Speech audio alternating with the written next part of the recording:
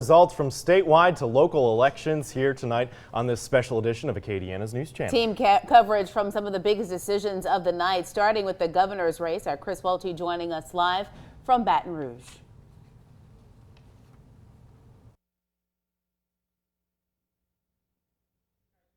Runoff with Republican Eddie Rispone just a little while ago on one of the monitors here at the Renaissance Hotel. We saw Congressman Ralph Abraham give his concession speech, and we see that it looks like Eddie Rispone is about to give his speech momentarily. Now, minutes ago, the president also taking to Twitter saying the governor of Louisiana, John Bel Edwards, has done a poor job. Now he is in a runoff with a great Republican, Eddie Rispone. The president went on to say, "Thank you, Louisiana, 66% down to 47% after I explained what a bad job the governor was doing." Now, Governor Edwards says that he's confident moving forward. He was hoping to win this outright, but he did say that if he was forced to a runoff, he's very confident that he could win this outright. He says that 4 years ago he was in a runoff with David Vitter, but he did win with 56% of the vote 4 years ago. So now it will be a question of when Governor John Bel Edwards will take to the podium here. It's a packed house here at the Renaissance Hotel, but very quiet except for the cheers. There's the LSU game on right now. So people on one half of the room, they're glued to the LSU game. The other half, they're watching those election results roll in. Once the governor is here, of course, we'll take his speech live. Reporting live in Baton Rouge, Chris Welty, KATC TV3. Another one of the biggest races of the night, the Lafayette Mayor-President's race that we are covering from all over Lafayette. Yeah, this race also apparently headed to a runoff. Let's head out live right now. Kendria LaFleur joins us from Josh Guillory's election night headquarters, and actually it looks like Josh Guillory is speaking to his supporters. Let's listen in.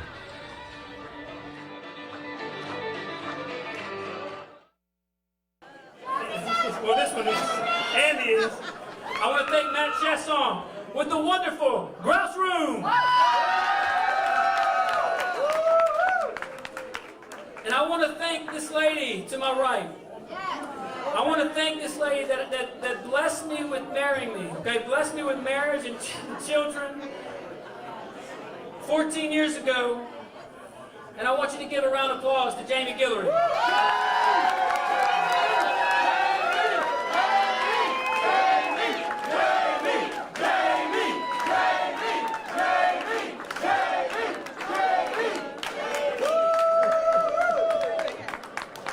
I keep telling everybody in our campaign, they like her way more than me. There's only one person I wouldn't run against them about, and that's my wife, I promise you. I promise you that. Now, there's also a lady in here that is my right arm. And you don't ever know this because she's kind of behind the scenes, but she makes things work quickly and efficiently. And that lady is Glenda Davis, and she's right over there. Please give her a round of applause.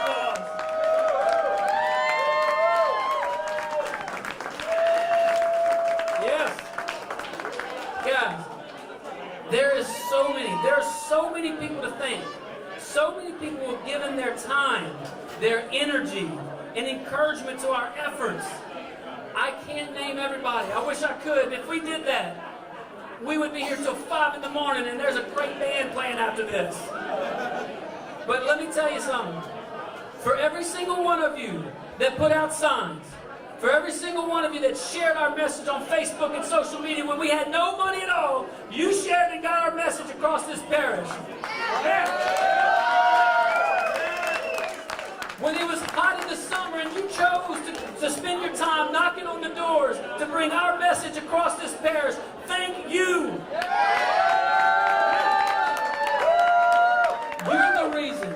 You're the reason that we're motivated. You're the reason why I'm more excited, I know Jamie is too, to get into this runoff than ever.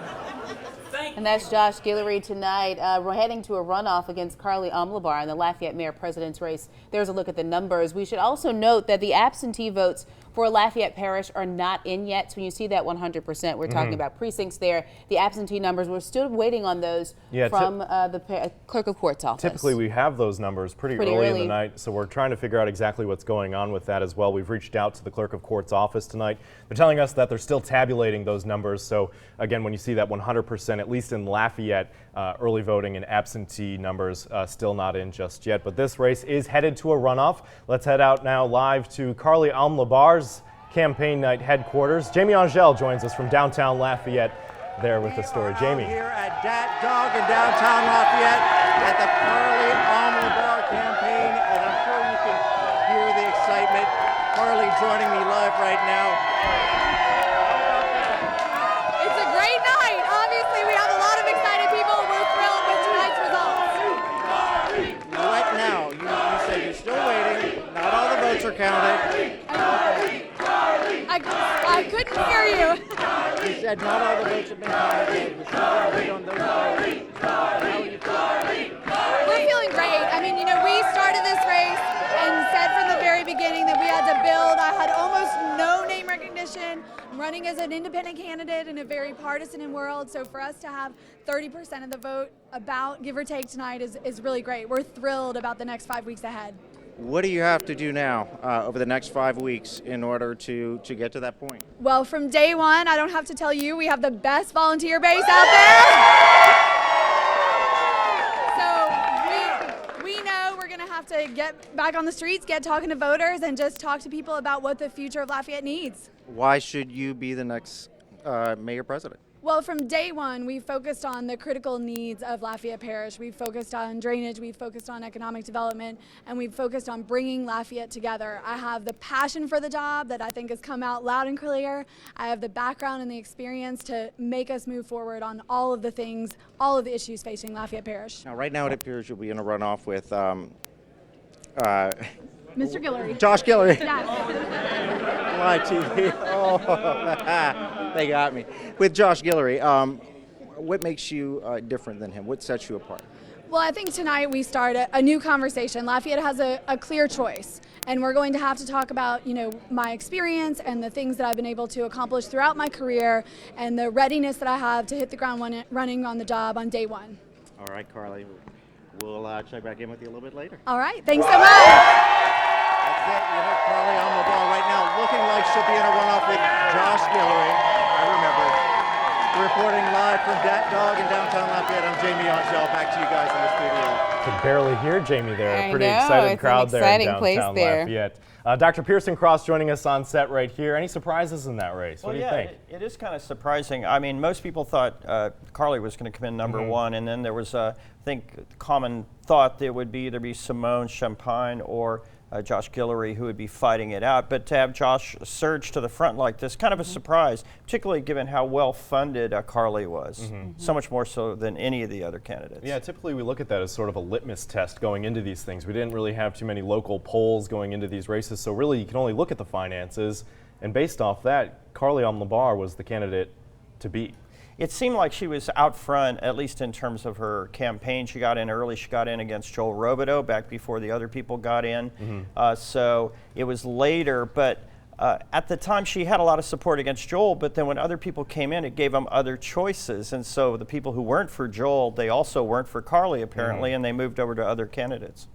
Okay, well, moving on now, there's new city parish council members in Lafayette Parish. You'll remember last year voters decided to split the city parish council. After a months-long legal battle over issues with the precincts, a judge ruled to keep the decision by voters in place. The now 9-member consolidated council will become 2 separate 5-member councils. The parish broken into 5 districts. Along with 5 districts within Lafayette city limits, the 2 boards will still work together at times, like when approving the public works budget, starting with the parish seats in District 1. And there we have Kevin Nakat and Ted Richard. Kevin Nakat coming in with 78% of the vote. And that's District 2 right there. Let's move on now to District 3. It was a race between Jeremy Hidalgo and Josh Carlson right there with 100% reporting. It appears that this race there is going to a runoff, I believe. And in District 4, we have John Guilbeault and Roddy Bergeron. John Guilbeault coming in with 59% of the votes in Parish Council District 4. On now to District 5, we had Abraham A.B. Rubin winning that outright, 58% of the vote, compared to James Thomas's 42% of the vote in Lafayette Parish. And let's see, City Council District 1 still, Mark Pope coming in with 31% and Patrick Lewis coming in with 30%. That appears to be going to a runoff there. The City Council District 2, Andy Nakam, Bruce Conk. Andy Nakam winning outright right there with 62% of the vote. Again, the Lafayette City Council District 2. And in District 3, Liz Hebert, 65% of the vote in that race in this Lafayette City Council District 3. So Pearson, what are your thoughts looking at these races as they come up on the screen? Any surprises in these races at all? This is sort of a new field for Lafayette voters going into the booth. I know some people talking, wait, I didn't realize I had so many options. This really is a new field. You know, having so many options, it's no doubt confused some people. The Bruce Conk result is the one that really jumps out at me. I mean, we saw that generally speaking, the incumbents did pretty well. Like Hidalgo, he's not really an incumbent, but he's been elected before. Nakwa is also an incumbent, and he got reelected. So you kind of see that worked, but it sure didn't work for Bruce Conk. So that's a big surprise. Yeah, the split did surprise a lot of voters. A lot of people saying, oh, which is which and what's what. So that was a big thing with this city parish council split here in Lafayette. And then do we have the library numbers up in the control room, if they can pull up those numbers for the library proposition right there? Looks like that, the yes votes, 58% of the voters going with the yes vote there to rededicate some of the library funds to drainage. And drainage, a big issue here in Lafayette Parish, in the city parish, and in the mayor mayor-president race that coming up as well. a lot, and we'll probably be hearing a lot more about that in the mayor-president race, which is again going to a runoff.